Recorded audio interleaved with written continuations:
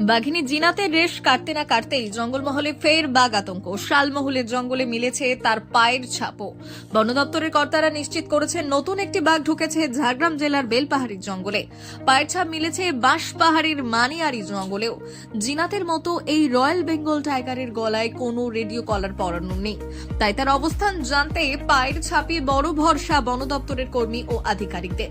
ইতিমধ্যে জঙ্গলে trap camera বসিয়ে বাঘের গতিবিধি পর্যবেক্ষণের প্রক্রিয়াও চলছে জোর কদমে। আমরা বিভিন্ন জায়গায়কে ট্র্যাপ ক্যামেরা দিয়ে কভার করেছি, প্রায় 20-25টার কাছাকাছি ক্যামেরা বিভিন্ন জায়গায় আমরা বসিয়েছি। আর এছাড়াও আমাদের যে বিভিন্ন জায়গায় যে আমাদের স্টাফ ডিপ্লয় করা হয়েছে, তারা they are looking for the pugmark. Actually ওদের ট্র্যাক কোথায় যাচ্ছে দেখার আমরা চেষ্টা করছি, কোথায় বোঝার জন্য।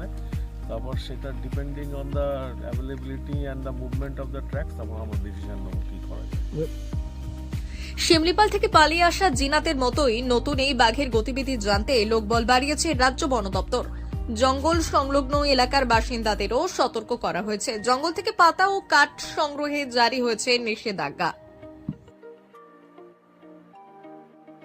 কতগুলো ট্র্যাপ ক্যামেরা আমাদের মধ্যে রয়েছে? 25-এর ওপর আমরা অলরেডি বসিয়ে ফেলেছি। শুধু ঝাড়গ্রাম অঞ্চলে না, দুই জেলাতে?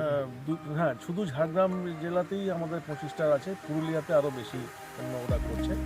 সব মিলিয়ে 40টার ওপরই ধরতে পারেন ক্যামেরা বসানো। পুরুলিয়াতেও ট্র্যাপ ক্যামেরা বসানো? হ্যাঁ, পুরুলিয়াতে বিভিন্ন জায়গায় ক্যামেরা বসানো হচ্ছে, কারণ যে তো কন্টিনিউয়াস ট্র্যাক, তো কোথায় যাবে তো বোঝা যাচ্ছে না, সুতরাং আমাদের সব জায়গাতেই নজর রাখতে হবে। স্যার, এটা কি জিনাতে যে অবস্থানগুলো লক্ষ্য করা গেছিল প্রথম দিক থেকে, সেটা কি একই রুট ধরে কি পাওয়া যাচ্ছে? এখন দেখুন, এখনই বলা মুশকিল, তবে কিছুটা তো মিল আছে। কিছুটা আমরা দেখতে পাচ্ছি যে কাছাকাছি মধ্যে কয়েকটা জায়গা তো রিপিটেশন তো আছে, এক্ষুনি বলা মুশকিল। যে পায়ের ছাপটা পাওয়া যায় ওটা কি বাঘেরই পায়ের ছাপ?